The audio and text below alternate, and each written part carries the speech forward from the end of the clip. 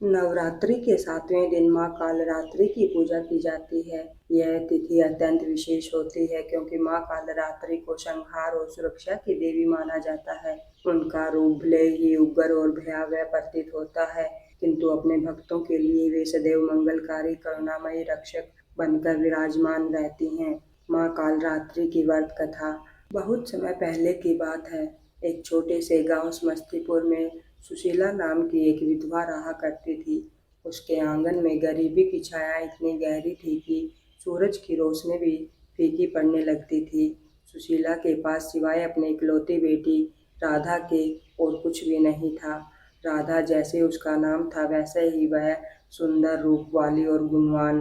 राधा अब 16 वर्ष की हो चुकी थी। गांव की स्त्रियां जब सुशीला को देखती तो कानाफूसी करने लगती। विधवा है, बेटी का ब्याह कैसे करेगी, दहेज कहाँ से लाएगी। यह बातें सुशीला के कानों में बिच्छू के डंक की तरह चुभती थी। उसकी रातें जागते हुए चिंता की अग्नि में जलते हुए कटती थी। हर सांस एक बोझ थी, हर पल एक परीक्षा। सुशीला ने अपनी बेटी के विवाह के लिए दर दर भटकना शुरू किया। उसकी साड़ी फटी हुई थी, पैरों में छाले थे, पर हृदय में एक माँ की अदम्य इच्छा थी, किसी भी कीमत पर अपनी बेटी को एक सुरक्षित आश्रय देना। वह अपने दूर के रिश्तेदारों के पास गई, उन लोगों के पास जिनके घर की दीवारों पर कभी सुशीला के पति की कमाई का प्लास्टर चढ़ा हुआ था। भैया, सुशीला ने हाथ जोड़कर कहा। उसकी आवाज़ में वर्षों का दर्द घुल चुका था। राधा अब बड़ी हो गई थी, बस थोड़ी सी मदद कर दो, 5-10 की। मैं जिंदगी भर तुम्हारा एहसान नहीं भूलूंगी। सुशीला का चचेरा भाई, जो अब अच्छा खासा जमींदार बन चुका था, एक ऊंची कुर्सी पर बैठा था। उसने तिरस्कार से देखा, जैसे वह कोई कचरा बीनने वाली हो। 5,000, उसने जोर से हंसते हुए कहा। सुशीला, क्या तू पागल हो गई है? इस नवरात्रि में मैंने अपनी बेटी के गहनों पर 500 खर्च किए हैं, और तू, जिसकी बेटी के हाथ पीले करने का कोई ठिकाना नहीं, मुझसे भीख मांग रही है। उसकी पत्नी ने अंदर से आवाज दी, हटो जी, कहीं इसकी दरिद्रता का साया हमारे घर पर ना आ पड़ जाए। इसे कहो पहले अपनी औकात देखे, फिर हमारे दरवाजे पर आए। सुशीला वहीं जमीन पर बैठ गई। उसके होठ कांप रहे थे। औकात, वह फुसफुसाई, मेरी औकात, एक माँ की औकात क्या मेरी औकात केवल आंसू बहाने की है। वह उस जमींदार के घर से बाहर निकली। बाहर तपती धूप थी। सुशीला को लगा जैसे धरती माता भी उसकी उदासी से जल रही हो। गांव के रास्ते पर चलते हुए उसका हृदय चीख उठा, पर होठ सिल गए थे। ओ धरती मैया, उसने मन ही मन पुकारा, तू मेरी साक्षी है, मैंने कभी किसी का बुरा नहीं चाहा। फिर क्यों मेरी कोख की ममता को इतनी बड़ी सजा मिल रही है? क्या मेरी भक्ति इतनी कमजोर थी कि कोई भी मेरी पुकार नहीं सुन सकता? सुशीला के पैरों के नीचे की धूल अचानक ठंडी महसूस हुई। यह धरती का मौन आश्वासन दे रहा था। वह सब देख रही थी। वह जानती थी कि इस गरीब माँ की भक्ति दिखावा नहीं, बल्कि जीवन की अंतिम आस है। सुशीला शहर के सेठों के पास भी गई। हर जगह उसे अपमान और दुत्कार मिली। किसी ने कहा, बिना दहेज के कौन शादी करेगा, बेटी को घर में बिठा कर रखो। किसी ने तो यहाँ तक कह दिया कि राधा शायद अच्छी किस्मत लेकर पैदा ही नहीं हुई। शाम को जब वह खाली हाथ टूटी हुई वापस घर पहुंची तो राधा ने उसे देखा। राधा ने अपनी माँ के पैर पकड़े। माँ, तुम क्यों थक गई हो? क्या मेरी शादी से ज्यादा कुछ नहीं है जीवन में? सुशीला ने राधा को सीने से लगा लिया। वह प्रेम का आलिंगन नहीं, बल्कि दो दुखियारी आत्माओं का मिलाप था। नहीं बेटी नहीं, मैं थकना नहीं चाहती, पर जब कोई मदद नहीं करता, जब सब अपनी आंखें फेर लेते हैं, तब लगता है सब कुछ खत्म हो गया। सुशीला ने अपनी आवाज को नियंत्रित करने की कोशिश की, पर आंसू नियंत्रित नहीं हुए। वो बह निकले। अगले ही दिन में माँ दुर्गा के आगमन का पर्व शुरू हो गया। नवरात्रि पूरे समस्तीपुर गांव में उत्सव का माहौल था। हर घर में दीपक जल रहे थे, भजन कीर्तन की मधुर ध्वनि गूंज रही थी। पर सुशीला के घर में गहन अंधकार था। इसके पास इतना भी पैसा नहीं था कि वह मिट्टी का एक नया दिया खरीद सके। सुशीला ने कठोर व्रत रखा। वह जानती थी कि यदि अब कोई शक्ति उसकी मदद कर सकती है तो वह केवल आदि शक्ति जगत जननी ही है। पहले दिन शैलपुत्री को उसने केवल जल और तुलसी अर्पित की। दूसरे दिन ब्रह्मचारिणी को उसने अपने हृदय का संकल्प अर्पित किया। दिन बीतते गए पर स्थिति जस की तस बनी रही। उसकी आंखों के नीचे काले घेरे थे और उसका शरीर अन्न के अभाव में कमजोर होता जा रहा था, पर उसका मन संकल्प से मजबूत था। षष्ठी तिथि बीत गई। हर रात सुशीला अपनी छोटी सी कोठरी में अपनी बेटी की उज्जवल भविष्य के लिए रोती थी। उसके दुख ने धरती की परतों को भेदना शुरू कर दिया। पृथ्वी माता भूदेवी ने अपने गर्भ में इस माँ का दर्द महसूस किया। उन्होंने देखा कि यह भक्ति केवल कर्मकांड नहीं है, यह एक माँ के हृदय का शुद्धतम समर्पण है, जो अपने बच्चे के लिए अपना सर्वस्व न्यौछावर कर रही है। पृथ्वी माता ने जैसे आकाश की ओर संकेत किया, अब समय आ गया है, इस भक्त की पुकार सुनो। और फिर वह रात आई, नवरात्रि की सप्तमी। यह माँ काल रात्रि का दिन था। काल रात्रि वह स्वरूप जो अंधकार को चीरता है, जो भय का भक्षण करता है, जो दुखों के कष्ट हरने के लिए रौद्र रूप धारण करता है। सुशीला ने आज उपवास के कारण दर्द से कराहते हुए अपनी बेटी के लिए भोजन बनाया, जो मात्र थोड़ा सा दलिया था। राधा ने उसे खिलाने की कोशिश की, पर सुशीला ने मना कर दिया। नहीं बेटी, आज मेरी माता का सबसे कठोर स्वरूप है। आज मैं केवल जल पर रहूंगी। यदि आज मेरी पुकार नहीं सुनी गई तो मैं कल शायद यह जीवन भी त्याग दूं। उसने यह बात इतने दर्द में कही कि राधा की आंखों में आंसू आ गए। रात के 12 बजे थे। पूरा गांव सो चुका था। चारों ओर सन्नाटा था। केवल दूर से ढोल की धीमी आवाज आ रही थी। सुशीला अपने घर के आंगन में बैठी हुई थी। सामने एक छोटा सा दिया टिमटिमा रहा था, जिसमें तेल लगभग खत्म हो चुका था। सुशीला ने अपने दोनों हाथ जोड़े। उसकी आंखों से आंसुओं की धारा बह रही थी। यह धारा गंगा जमुना से भी पवित्र थी, क्योंकि इसमें करुणा और बेबसी का नमक घुला हुआ था। ए मैया, ओ काल रात्रि! उसकी आवाज में दर्द की तीव्रता थी। तू तो काल का विनाश करने वाली है मैया, तू तो महाशक्ति है। फिर क्यों क्यों मेरी छोटी सी मुश्किल, मेरी गरीबी मेरे रिश्तों पर इतनी भारी पड़ रही है? क्या मेरा दुख तुझ तक नहीं पहुंचता? क्या मैं इतनी अभागिन हूँ? सुशीला का शरीर कांप रहा था। वह जमीन पर सिर पटकने लगी। धीरे धीरे, बार बार। लोग कहते हैं तू बहुत भयानक है माँ, तेरी आंखें लाल हैं, तू गले में मुंडमाला पहनी हुई है, पर मेरे लिए तो केवल मेरी माँ है। तू तो काली है मैया, तू तो अंधकार में प्रकाश देने वाली है। आज मेरे जीवन में इस राधा की शादी से बड़ा कोई अंधकार नहीं है। वह उठ खड़ी हुई। उसके हाथ आकाश की ओर उठे। उसकी प्रार्थना अब विलाप नहीं, चुनौती थी, भक्ति की चुनौती। अगर तू सच में है माँ, अगर तू सच में जगत जननी है, तो इस गरीब की झोपड़ी में क्यों नहीं आती? क्यों मेरे आंसू जमीन में समा रहे हैं और कोई उन्हें पोंछता भी नहीं है? मैंने अपने पति को खोया है, मैंने अपनी जवानी खोई है। अब बस मेरी बेटी की लाज बची है। क्या तू वह लाज भी नहीं बचाएगी?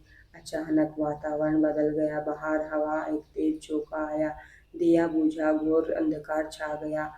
सुशीला भयभीत नहीं हुई। उस गहन अंधकार में उसे लगा जैसे उसकी प्रार्थना का उत्तर देना अब स्वयं प्रकृति का धर्म बन गया है। पृथ्वी माता ने अपनी ऊर्जा काल रात्रि के चरणों की ओर प्रभावित कर दी। सुशीला के आंसुओं ने धरती को इतना भिगो दिया था कि माता काल रात्रि को अपनी शक्ति को उस स्थान पर आने के लिए बाध्य होना पड़ा, जहाँ इतनी अपार शक्ति और करुणा का निवास था। सुशीला जमीन पर बेसुध होकर गिर पड़ी। उसका हृदय प्रार्थना की चरम सीमा पर पहुंच चुका था। सुशीला गहरी निंद्रा में चली गई, जो वास्तव में गहन मूर्छा थी। तभी उसके स्वप्न में एक अद्भुत, भयानक और अत्यंत करुणामयी दृश्य प्रकट हुआ। चारों ओर केवल काले बादल थे। उस बादल में बिजली चमक रही थी। तभी एक विशाल आकृति प्रकट हुई। वह माँ कालरात्रि थी। केश खुले हुए जो आकाश में उड़ रहे थे। उनका रंग काजल से भी ज्यादा काला था। गले में मुंडकों की माला भयानक लग रही थी और उनकी चारों भुजाओं में खड़ग और लौह अस्त्र थे। सुशीला ने उन्हें देखा और उसका हृदय एक पल के लिए धड़कना भूल गया। यह भय इतना तीव्र था कि वह चीख भी नहीं सकी।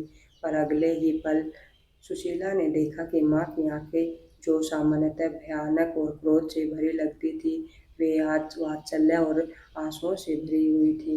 उन आंखों में युगों युगों की पीड़ा और संसार की हर माँ की करुणा समाई हुई थी। माँ कालरात्रि ने गर्जना की, पर वह गर्जना दंड की नहीं, आश्वासन की थी। मेरी बच्ची सुशीला। माँ की आवाज़ ऐसी थी जैसे हजारों बादल एक साथ गरज रहे हों, फिर भी उसमें ममता की ठंडक थी। सुशीला भय से काँप उठी। माँ आप। माँ कालरात्रि ने कहा, आप क्यों डरती हैं मेरी प्यारी भगत? मैं कालरात्रि हूँ। मैं वह हूँ जो काल को भी रोक सकती हूँ। तू किसके लिए रो रही है? उस समाज के लिए, उन तुच्छ मनुष्यों के लिए जिन्होंने तुझे अपमानित किया। माँ ने अपने एक हाथ से सुशीला के सिर को छुआ।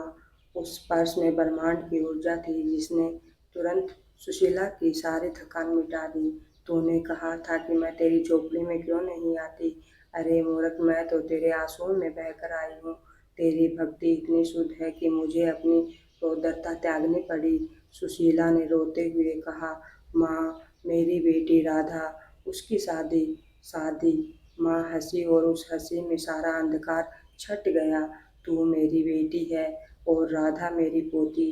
क्या मेरी बेटी के घर में कोई कमी रहेगी? यह मनुष्य, यह समाज, यह धन दौलत, यह सब मेरी बनाई हुई माया है। माँ ने उसे जोर से पकड़ लिया। सुन, आज से तू भयभीत नहीं होगी। तू अब विधवा नहीं, तू मेरी शक्ति की भागीदार है। तेरी राधा का विवाह उस घर में होगा जो तेरा सम्मान करेगा। तेरा अपमान करने वाले देखेंगे कि मेरी शक्ति क्या चीज है। काल रात्रि माता ने सुशीला को एक गहरा साहस दिया। जा, कल सुबह जब सूरज उगेगा तो अपने हृदय में कोई संदेह मत रखना। मैं काल हूँ और मैंने तेरा अच्छा समय लिख दिया है। पलक झपकते ही शवपन भंग हो गया। उस पूरे दलान में, मंदिर की मिट्टी और हवा में भी एक दिव्य अपार्थिव सुगंध फैल गई थी। सुशीला जाग उठी। उसकी आंखें खुली थी, पर अब उसमें आंसू नहीं थे। उसकी आंखें लाल थी, पर यह लालिमा रोने की नहीं बल्कि काल रात्रि के तेज की थी। वह अकेली थी, पर उसे लगा जैसे उसके पीछे स्वयं महाशक्ति खड़ी है। अगले दिन अष्टमी का सवेरा हुआ। सुशीला उठी। आज उसकी चाल में वह उदासी नहीं थी। आज उसके चेहरे पर एक अलौकिक शांति थी, जैसे वह बहुत बड़ा युद्ध जीत चुकी थी। राधा ने देखा कि माँ ने आज स्नान किया और अत्यंत प्रसन्न दिखाई दे रही है। माँ, आज तुम ठीक हो? राधा ने पूछा। मैं ठीक हूँ बेटी, मैं बहुत अच्छी हूँ, सुशीला ने मुस्कुराकर कहा। आज हमारी माता ने हमारा हाथ पकड़ा है। सुशीला ने अपने छोटे से पूजा स्थान पर, जहाँ केवल एक पुराना कलश रखा था, नवमी के लिए खीर बनाने की तैयारी शुरू की। आज उसके पास घी और चीनी नहीं थी, फिर भी उसने मिट्टी के बर्तन में पानी और थोड़ा सा चावल डालकर भक्ति की उष्मा से उसे पकाना चाहा। तभी दरवाजे पर किसी ने आवाज़ दी, कोई है? हमें समस्तीपुर में सुशीला जी का घर खोजना था। सुशीला और राधा ने दरवाज़ा खोला। बाहर गांव के बहुत प्रतिष्ठित लोग खड़े थे और उनके साथ एक हाथी दांत जैसा उज्जवल भव्य रथ खड़ा था। रथ के पास एक अत्यंत तेजस्वी सम्मानित परिवार खड़ा था। वे पास के बड़े शहर धर्मनगर के प्रसिद्ध वर्मा परिवार के सदस्य थे। वर्मा परिवार के मुखिया, जो स्वयं एक धर्मपरायण और धनी व्यक्ति थे, आगे बढ़े। उनके साथ उनका बेटा राकेश था, विनम्र, पढ़ा लिखा और संस्कारी। सुशीला हक्का बक्का खड़ी थी। आप कौन हैं और मेरे घर? वर्मा जी के चेहरे पर बहुत विनम्रता थी। उन्होंने हाथ जोड़े। सुशीला जी, हम धर्मनगर से आए हैं। कल रात मुझे एक सपना आया, अजीब पर अत्यंत स्पष्ट। मेरी कुलदेवी काल रात्रि माता ने मुझे आदेश दिया है कि मैं तुरंत समस्तीपुर जाऊं और आपकी बेटी राधा को अपनी बहू बनाऊं। सुशीला के पैरों तले जमीन खिसक गई। राधा की सांसें तेज हो गई। वर्मा जी ने अपनी बात जारी रखी। माँ ने कहा कि मैंने बहुत धन कमाया है, पर मेरी सच्ची संपत्ति तब होगी जब मैं एक सच्ची भगत की बेटी को स्वीकार करूंगा। उन्होंने स्पष्ट कहा कि अगर मैंने दहेज या धन की ओर देखा तो मेरा सर्वनाश हो जाएगा। वर्मा जी ने आगे बढ़कर राकेश की ओर इशारा किया तो तुरंत सुशीला के चरणों पर झुक गया। माँ, मुझे क्षमा करें, हम आपकी बेटी को बिना किसी अपेक्षा के अपनी लक्ष्मी बनाकर ले जाना चाहते हैं। मुझे आपके वैभव से कोई मतलब नहीं है। मुझे तो उस भक्ति से मतलब है जिसके कारण स्वयं माँ कालरात्रि को धरती पर आना पड़ा। आपकी बेटी ही हमारी असली दौलत है। सुशीला और राधा की आंखों में आंसू आ गए, पर इस बार वे आंसू पीड़ा के नहीं बल्कि अपार कृतज्ञता और आनंद के थे। सुशीला ने देखा जो रिश्तेदार उसे कल तक दुत्कार रहे थे, वे सब दरवाजे पर खड़े थे। उनके मुंह खुले के खुले रह गए। उन्हें अपनी आंखों पर विश्वास नहीं हो रहा था कि वह गरीब विधवा जिसे उन्होंने भीख देने से मना कर दिया था, आज शहर के सबसे प्रतिष्ठित घराने की समधन बनने जा रही है। सुशीला ने उस वैभवशाली परिवार को देखा और फिर अपनी बेटी राधा को उसका हृदय भर आया। माँ मेरी मैया, यह जमीन पर गिर कर बोली, आपने मेरी लाज रख ली, आपने मेरी करुणा सुनी। वर्मा जी ने तुरंत उसी दिन अत्यंत सादगी के साथ नवमी के शुभ अवसर पर विवाह की हाँ भी भरी और पूरे गांव के सामने घोषणा कर दी कि इस विवाह में ना कोई दान होगा, ना कोई दहेज। यह माता कालरात्रि का स्वयं किया हुआ विवाह है।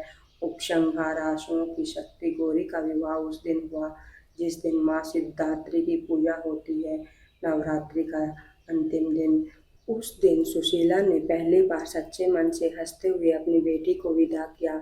सुशीला के घर में आज भी अंधकार था, पर यह बाहर का अंधकार था, उसके हृदय का अंधकार सदा के लिए मिट चुका था। सुशीला ने अपने उस टूटे हुए दालान की ओर देखा जहाँ पिछली रात उसने आंसुओं के साथ प्रार्थना की थी। उसने महसूस किया कि धरती माता का स्पर्श आज भी वहाँ ठंडा और शीतल है। यह कथा केवल एक विधवा के समृद्ध होने की नहीं, यह कथा इस बात की थी कि जब मनुष्य का मन शुद्ध होता है, जब उसकी करुणा चरम पर होती है और जब उसकी भक्ति में कोई छल नहीं होता, तब स्वयं काल और काल रात्रि को जो भी उस वक्त के लिए अपने नियम तोड़ने पड़ते हैं। सुशीला के आंसू वे व्यर्थ नहीं गए, वे आंसू ही वह जल बन गए थे जिसने माँ कालरात्रि के चरणों को धोया था और उन्हें धरती पर उतर आने के लिए विवश कर दिया था। यह सत्य है कि सनातन धर्म की भूमि पर भक्ति और करुणा से बढ़कर कोई शक्ति नहीं है और माँ की कृपा सबसे बड़ी सिद्धात्री है। सुशीला ने आकाश की ओर देखा, उसकी आंखों में फिर से आंसू बह रहे थे, पर इस बार यह आंसू आनंद के थे जो उसकी आत्मा को धो रहे थे।